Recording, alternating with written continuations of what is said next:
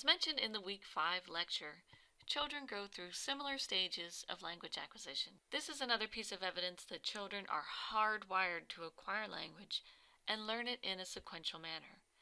Let's turn to what the process of getting language looks like. To begin, infants are interested in language. How do we know this? Researchers use what's called the head turn and eye gaze tests to see what infants are paying attention to. And they also use their sucking rate, that is monitored through a pacifier, as a proxy for interest. In particular, babies are interested in the sounds of language. One way that we know this is the sucking rate test or the pacifier test. In this test, an infant uses a pacifier that's hooked up to a monitor. The infant hears a repetitive sound like ba, ba, ba, and the sucking rate increases with the onset of a different sound sequence like ta, ta, ta, indicating an early interest in sound contrast. And infants are ready to learn any language. Young infants can discern all sound contrast, even if they don't occur in their parents' language and can't be distinguished by the adults. Not all sounds occur in all languages. We don't have click sounds in English, for example, with the possible exception of tisk tisk, and that's more of a vocal gesture anyway.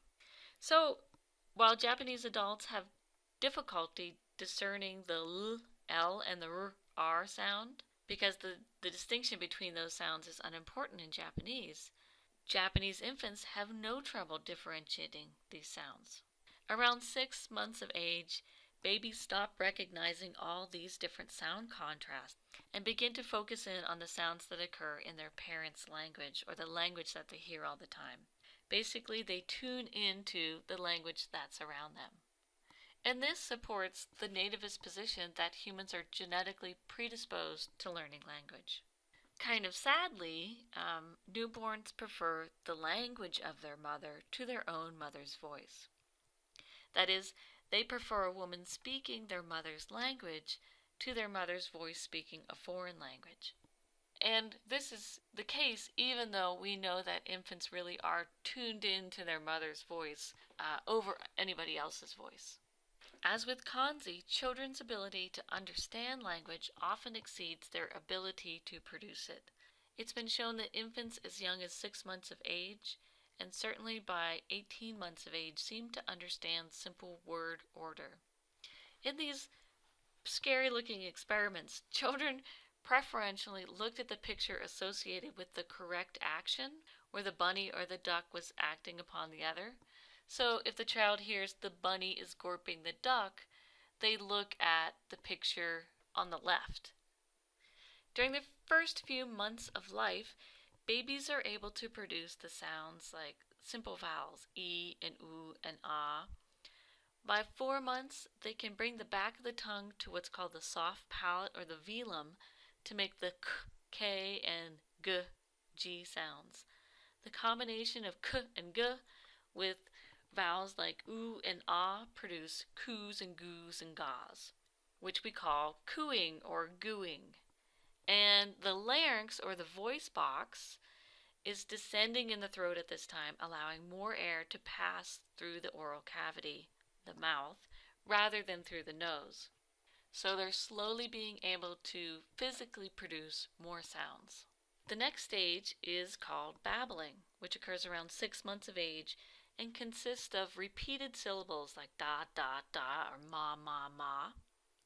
Later babbling becomes more varied, as in ma, da, ga.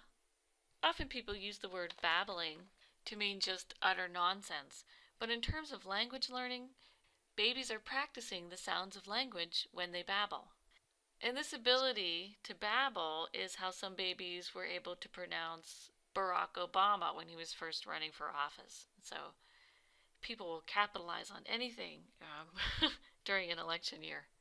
Babbling is not just about the sounds themselves, but also reveals what are called intonation contours, the rise and fall in pitch associated with adult speech. So here we have the left hemisphere and the right hemisphere working in concert in what will eventually become language.